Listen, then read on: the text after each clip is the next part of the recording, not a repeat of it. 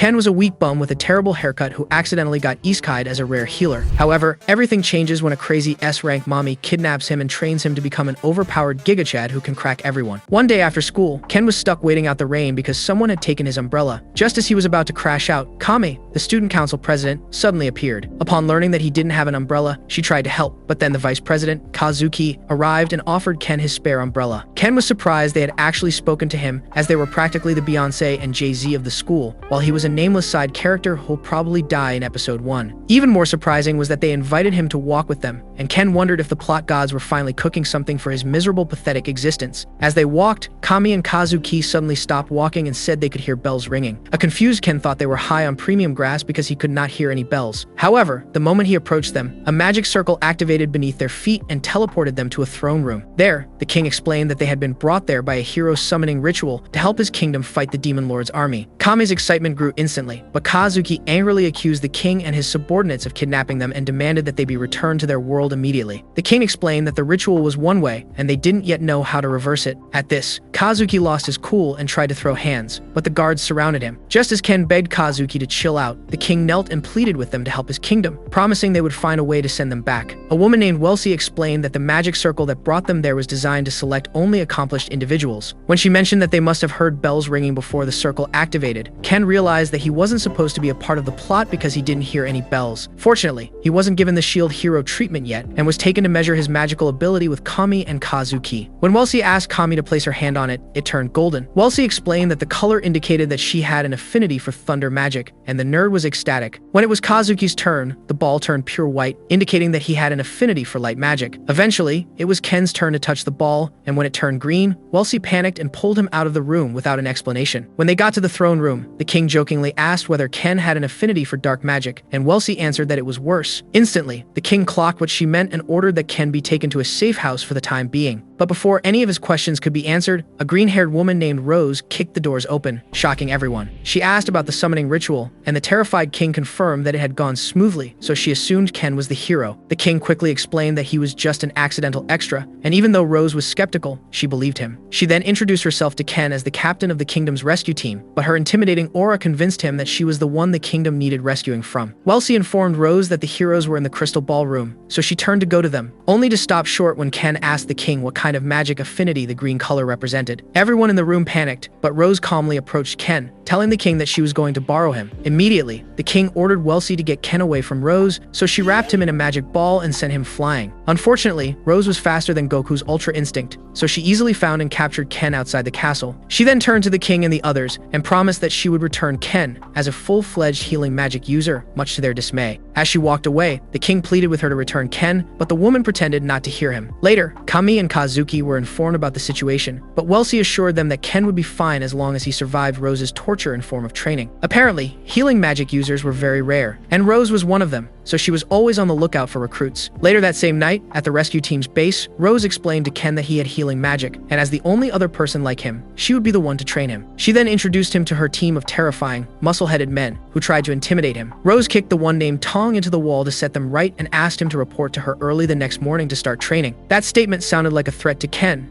and the guys made him even more afraid by telling him he'd need all the luck he could get to survive here. The following day, Kazuki and Kami visited Ken to trauma bond, and they encouraged each other to ace their trainings. After they left, Rose came outside and tossed a journal at Ken, telling him to document his experience and daily training regimen in it. When the hour for training finally began, Rose explained to Ken that they were going to work on drawing out his mana. Afterwards, she had him read a book containing basic information about that world so he could become familiar with it. The next day, she had him running laps, but he was so unfit that he almost passed out a few minutes in. On the third day, she had him running on hills, but then his legs gave out and he fell. Almost immediately, Rose appeared before him like an evil spirit and smacked his legs. Ken cried out and began rolling around, but then he realized that he wasn't actually in pain because she healed his sore muscles. She then ordered him to keep running, saying she would heal him as many times as he needed. The next day, the other members of the rescue team joined Ken to run laps, leaving him eating their dust. On the fifth day, Ken ran so much that his magic started making an appearance, but he didn't notice it until the sixth day when he fell into the mud. The day after that, the brutal gorilla woman kicked him in the butt and sent him skipping across the field like a rock. He was in so much pain, but couldn't curse her out for fear that he would receive a worse punishment, so he made a mental note to include it in his journal. The next day was the same thing, but on the 8th day, after Rose sent him flying with another powerful kick, Ken accidentally healed himself and realized he hadn't actually been wasting his time. By the 10th day, he had learned how to manifest his powers on demand, so he never got tired, no matter how much he ran. On the 11th day, she made him do push-ups and revealed that she was training him to be fast and strong so that he could save his injured allies on the battlefield. Realizing that she wasn't just being an evil dictator, Ken decided to lock in, but the moment Rose discovered he was enjoying himself, she made him wear a vest with stones. The day after that, he got into a fight with Tom because the bald gorilla ate his lunch and ended up chasing him around the hill, forgetting he was wearing the stone vest. A week after that, Kami and Kazuki came visiting with Siglis, the commander of the kingdom's army, and the princess, Celia, but they were shocked to find him doing push-ups while carrying a large stone and Rose. The crazy woman even mocked him, saying he was moving too slowly, but Ken told her not to underestimate him. When he said he could barely feel the weight, she added an extra brick. Ken had to use his magic to heal his muscles and prevent himself from getting squashed like a bug. Siglis angrily hoisted Rose in the air and accused her of trying to send Ken to his early grave, but Rose calmly told him to relax and revealed that she was training Ken to become her right hand. Apparently, his desire to show her that he wasn't a weakling was what sealed his fate, and Ken began regretting it. Eventually, Rose told Ken to go with his friends because she had something to discuss with Siglis, and he happily did that. While they were catching up on each other's lives, Kazuki introduced Ken to the princess, Celia, and he instantly panicked. Apparently, his slow brain hadn't pieced together that she was royalty, even though she had on a crown, but Celia assured him that she wasn't going to demand his head for his ignorance. She even brought a pie for them to share, so Ken relaxed and rejoined the group. As they ate, he asked how training was going for Kame and Kazuki, and they told him that it was going smoothly. They learned sword fighting from Siglis and magic control from Welsi, and each teacher prioritized their well-being. After saying this, Kazuki felt as though they were rubbing in their good luck in Ken's face since he was stuck with a tyrant, but the boy didn't actually care. When he reached out to grab another piece of pie, Kami zeroed in on his muscular arm, and before anyone could react, she raised his shirt and began admiring his new work of art. Everyone was so shocked, and even when Ken tried to caution her, she didn't stop. So Kazuki spoke up, asking Ken if living the way he was hard. Ken answered that it was, and revealed that he considered running away more times than he could count. However, he was starting to enjoy his training and was fitting in nicely with the ruffians on the team. Just then, Ton arrived with Ken's lunch, but instead of thanking him, Ken got angry and called him an unpaid delivery boy. Ton clapped back, saying he was a petty brat since he was still pissed about him eating his lunch the other day, and that's how they started exchanging blows. Despite being worried by his sudden violent attitude, Kazuki and Kami concluded that Ken had gotten used to the thug life and was definitely happy with it. Kazuki then said he was returning to the castle to train because watching Ken had motivated him. Celia immediately chased after him, while Kame lingered for a few more seconds to watch Ken, telling herself that he was definitely part of the plot now. The next day, Rose suddenly tossed a bag at Ken and told him that they were heading out. He thought they were just heading into town, but was surprised when they ended up outside the city gates in a place Rose said was known as the Forest of Darkness. It was a hot spot for monsters, and she told him not to return until he had defeated a Grand Grizzly. Ken immediately started freaking out because Grand Grizzlies were extremely strong, but Rose didn't care and tossed him down from the cliff. The terrified boy had to use his magic to prevent himself from dying since Rose had basically sent him skydiving without a freaking parachute. Once he was safely on the ground, he tried to convince himself that he could hunt down the Grand Grizzly easily until it suddenly showed up behind him. He immediately ran for his life, but it seemed the bear was determined to have him for lunch, so it kept chasing him. At some point, he decided to fight it as he was sure the hellish training Rose subjected him to was worse than anything else. But then two blue grizzlies joined the chase, and Ken became convinced that the plot gods were his real ops. To save himself, he jumped off a cliff and went swimming with the fishes, so the bears retreated. As the sun began to set, Ken hung his clothes to dry and checked the supplies Rose had left in his bag. He had some food, a water canteen, and a small knife, but nothing to start a fire with, so he cursed Rose for the 100th time that day. He then ate some of the food and carved a line into the bark of the tree to indicate that he'd survived his first day. The next day, he left the comfort of his tree and ventured into the forest to track down the Grand Grizzly and monitor it. After walking around for a while, he encountered an injured bunny, and after he healed it, it began following him. When Ken failed to shoo it away, he asked if it knew where the Grand Grizzly was. Surprisingly, it understood the question and led him to the bear's lair, where it was napping with the two blue grizzlies. Ken deduced they were a family and decided to keep monitoring them for a while. He then went to the river to refill his canteen and spent the rest of the night healing himself because the river water had been contaminated. The rabbit stayed with him the entire time, and the next day, it led him to a cleaner water source. While Ken was helping himself to the water, the bunny suddenly sensed something and climbed a tree. Curious, Ken followed it, and as he tried to figure out what had the little guy shaking like a leaf, a large white snake suddenly came into view. The book Ken read didn't have any information about that kind of snake, so he was instantly gripped by a different kind of fear. After it disappeared, Ken went back to observing the bears and did so for 4 more days. On the 5th day, he decided he would challenge the Grand Grizzly, but the rabbit refused to let him leave. Ken assumed it was because it was raining heavily and agreed to wait out the rain, but when he arrived at the lair later, he was shocked to find the bodies of the mama and papa bear. The bear cub emerged from the rubble of their home and began rubbing against its parents, trying to wake them up. Ken felt sorry for it, but was more pissed that the snake had stolen his chance to play Goldilocks and the 3 bears, so he decided to hunt it instead. He spent a few hours preparing, and when he was ready, the rabbit helped him track down the snake. He was surprised to find the bear cub injured after it had attempted to fight the snake, and his rage multiplied. He charged at the snake with his makeshift spear raised, but then almost got his entire upper body chomped off. Despite that, he still stabbed the snake in its right eye, and as he pushed his spear deeper, the snake slapped him into a tree using its tail. Ken simply healed himself, pulled out his knife and charged at the snake again, hoping to use its blind side to catch it off guard. However, he never expected the snake to play the Uno reverse card and catch him off guard, so he ended up with his arm in its mouth. The pain was unbearable, but Ken began healing himself and pushed his knife deeper into the monster's mouth. That action forced it to let go of him, and as he stumbled back, his vision blurred, making him realize the snake was venomous. He immediately began healing himself from the inside and charged at the monster again, even though he wasn't healed yet. The snake tried to attack him with its tail again, but the cub intervened, allowing Ken to get the upper hand. He leapt onto the snake's back, and one punch manned its skull in the most dramatic way possible. Once it fell, he pushed the spear deeper into its eye while screaming like a madman. The snake trashed around, or rather attempted to, but the cub's hold on it was strong, so in the end, it gave up and died. As Ken lay beside it, trying to catch his breath, the cub came to him and began rubbing against him. Unfortunately, that little bonding moment was interrupted by the snake, which, by the way, only pretended to be dead. Ken just stared at the snake, and as he began cursing and blaming Rose for his rotten luck, the monstrous woman appeared out of nowhere and finished the snake off. As she stood, aura farming on the body, the terrified Ken asked what she was doing there, and she revealed that the rabbit had told her everything. Apparently, it was her pet, and she'd sent it to watch over Ken while she remained close by. The reason the book had no information on it was that it had been created by the demons and, during the last war, had run away after being injured by Siglis. It was a surprise that it had even done away with the bears because even an entire battalion of soldiers wouldn't have won against them. Upon hearing this, Ken became convinced the woman before him was a heartless witch, but Rose explained that she hadn't expected him to win. She just wanted him to gain experience from fighting something stronger than him. However, the fact that he challenged the snake and almost won proved that not everyone needed cheat skills to survive in an isekai fantasy trope. Just then, the cub began growling at Rose, but she wasn't fazed and pointed out that it had taken a liking to Ken. At this, Ken rubbed the cub's side, so it calmed down, but then Rose addressed it in her usual commanding voice, telling it that it was coming with them. Later, Rose informed Ken that he was now qualified to stand beside her on the battlefield. He had all the attributes the other 2 healers in the kingdom didn't possess, and she was glad he showed up when he did because the demon army was preparing to attack soon. At that moment in the demon kingdom, a demon named Amila informed her master that the demon troops had been mobilized, and he told her that she was to lead them. Amila confidently assured him that she wouldn't fail, but when she stepped out into the corridor, she nearly fell to her knees because she'd actually been nervous. Just then, another demon named Hyreluk approached her and began teasing her, but Amila told him to focus on his work and walked away. Hyreluk chased after her and explained that he wanted to show her his newest demon-made monster, so Amila followed him to the lab, only to be disappointed when she saw that he had created another snake. Hyreluk swore that this one was better than the last one and that it wouldn't flee from Siglis like its predecessor. At the mention of Siglis, Amila grew angry and said he wasn't the biggest threat from the Linger Kingdom. Hyreluk assumed she was talking about the rescue team, which the demons had nicknamed the Kidnappers because of how swiftly they pulled the injured human soldiers from the battlefield. But Amila was actually referring to Rose, who she knew had a personal vendetta against her master. She swore that she would one day put her in her place, but Hyreluk reminded her that she was now a commander and couldn't be on the battlefield. Amila said she was aware, which was why she planned to send the Black Knight. The next day, while Ken was feeding the bear, the bunny showed up, and even though he was pissed that it had deceived him, he couldn't resist its cuteness. As he fed them both, he called the bear Bluerin, so Rose, who had just arrived, asked why. Ken explained that it was because it was blue and a grizzly, so he just combined the blue and the re from both names. Rose thought it was stupid, but didn't tell him that. Instead, she informed him that the crown had allowed them to keep the bear as the rescue team's property. However, she said it had to earn its keep, and to their surprise, his job was to act as Ken's practice dummy. She told Ken to think of Bluerin as an injured soldier in need of urgent care, and screamed at him to pick up his pace. Ken did as he was instructed and was completely unbothered by the added weight until Tong and the others began ambushing him on the road. Rose had ordered them to simulate a battlefield, and those ruffians decided to do the most. Ken did his best to avoid them and survived for 4 hours before he collapsed from exhaustion and couldn't even heal himself. As usual, Rose appeared out of nowhere and explained that human exhaustion stemmed from fear, impatience, and nervousness. So until he acquired the mental fortitude not to falter in the face of fear, he was going to keep going down like timber.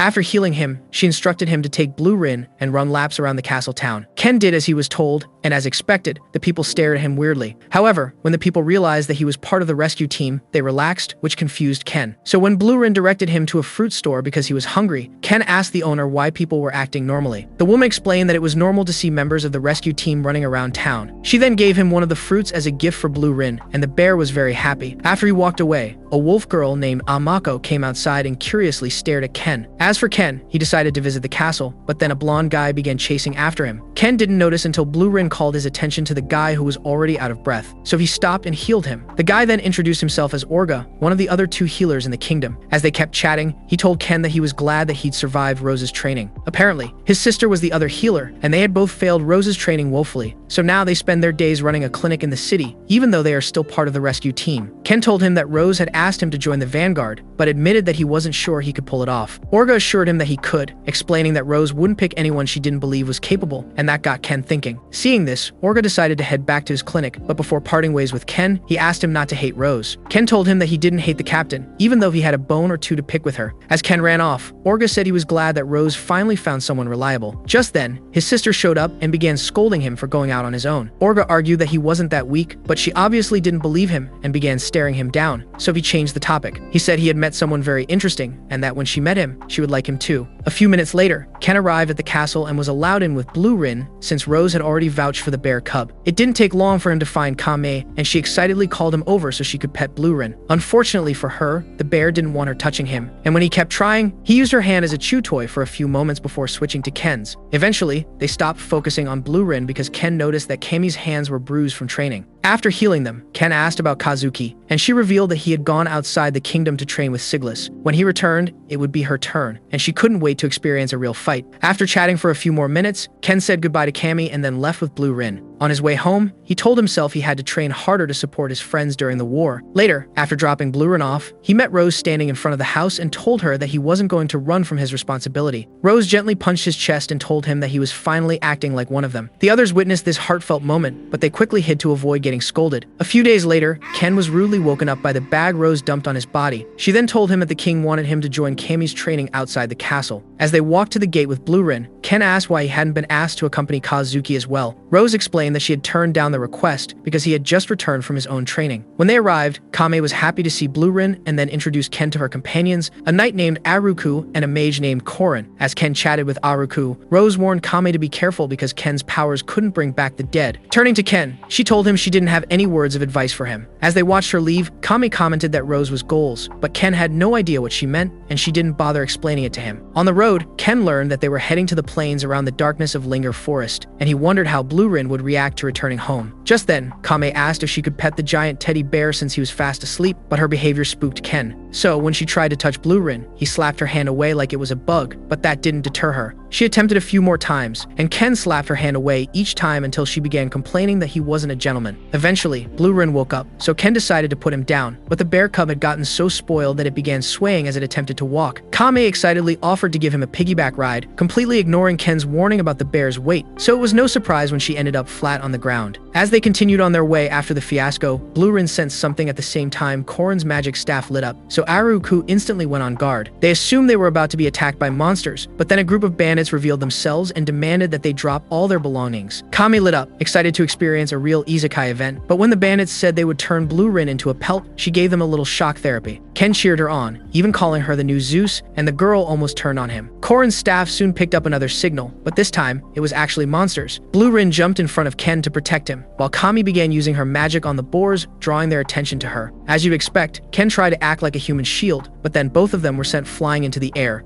As they began to fall, Ken surrounded them with his magic to prevent injuries, but they fell into a river heading for a waterfall. He immediately asked Kami to hold her breath, and she did right before they went under. A little while later, she shook Ken awake and vowed to get him to safety, but the boy told her he was fine, which embarrassed her, so she pushed him away. He then healed her cut and told her that she had nothing to worry about since he'd done his survival training in that forest. Kami wanted to head back, but he insisted they find shelter since it was about to rain. Kami asked where he had in mind, and he admitted that he'd slept in a tree the last time he was there. Instead of asking whether he thought he was Tarzan, Kami talked about how she was never allowed to climb trees. Ken deduced that she was one of those sheltered Nepo types and realized that was why she had said she felt out of place in the past. Seeing that she was sad, he pointed to a nearby rock cave and suggested they spend the night there. He then asked her to change out of her wet clothes, and Kami shyly asked him not to act like a peeping Tom. Afterwards, he made her put her hand in the river and let her magic rip so they could obtain their dinner. He also used her as a human lighter, and Kami had never been more embarrassed in her entire life. While the fish were cooking, Ken enjoyed the warmth of the fire against his bare chest, prompting Kami to put herself in a timeout. The dense Ken had no idea she'd done that to avoid temptation, so he kept talking to her. When he eventually shut up, Kami spotted some venom monkeys and became captivated by their big, round eyes. Ken warned her not to touch them since they were obviously venomous, but the girl chose to tango with death instead. Back at the castle, the king informed Kazuki that Ken and Kame had gone missing after an unexpected monster attack. Kazuki tried to rush out and search for them, but Rose stopped him, saying that as long as Kami had Ken with her, everything would be fine. And she was right, because Ken had healed Kami again, and when she yawned, he suggested that she get some sleep while he took the first watch, but she refused. Ken then lay down, but a few minutes later it started raining, and Kami began speaking to him again. She wanted to know if he wanted to return to their world someday. Ken admitted that his longing for home was only 50%, and Kami said she never wanted to return. When he didn't ask why, she offered him the information, explaining that she had no attachment to their world because it was basically a prison for her. Ken assured her that he supported her decision completely because he knew what it meant to feel trapped and then finally be free. Initially, he had only pushed himself because he didn't want to get in her and Kazuki's way, but after everything that had happened, he felt like he finally belonged. He knew it was the same for Kami and told her that their top priority should be helping the people. Kami agreed, and then their conversation shifted back to a lighter topic until Ken couldn't handle Kami's teasing and decided to sleep. The next day, they set off to find Aruku, Korin, and Blue Rin, but Blue Rin found them first. Aruku was right behind him, and the poor knight looked like he'd been through a lot. He explained that he chased after Blue Rin when the cubs suddenly ran off, and he was glad he had. As Ken began healing him, Blue Rin walked off to his former home and looked around sadly. When Kami found out why, she felt sorry for the little guy, but then he returned and looked at Ken eagerly. The boy deduced that he wanted them to leave, so Kami said the cub had finally decided that Ken was now his home. Hours later, after Ken and Kami were welcomed and dismissed for the day by the king, they were approached by Kazuki and Celia. Kazuki wasted no time asking how they were and revealed that he had been worried sick about them. Celia assured them that he was beyond worried and would have stormed out of the palace to search for them the previous night. At this, Kami told Kazuki that he was reckless, but Ken was like, try looking in the mirror. When she denied it, he reminded her that she got bitten by a monkey she thought was cute, so she covered his mouth. Later, the four of them sat by the fountain in the courtyard, and Kazuki told Ken what Rose had said to him the previous day. The boy was shocked that his captain had that much faith in him, but then figured it was because she knew the forest wasn't that much of a treat without the bears and the snake. So when Kazuki said Rose's faith in Ken was impressive, he pleaded with the boy to continue being naive and innocent, unlike him and Kami. At this, Kami began to complain, and that was how they started bantering. Eventually, Ken and Kami left, and Celia told Kazuki that he always looked happy whenever his friends were around. He claimed it was because they came from the same world, but the princess believed their bond was beyond that. She then asked him to think of her as one of his close friends, so he agreed to drop her title. Meanwhile, in the throne room, Sergio informed Siglis and Rose that they had interrogated the bandits and learned that most of the monsters had fled the forest. The king believed it was because they were running from something, and Siglis rightly guessed it was the demon lord's army. The king then instructed him to prepare the troops, while Sergio was asked to inform the other ministers of the new development. As for Rose, he wanted her to go and confirm the whereabouts of the demon army,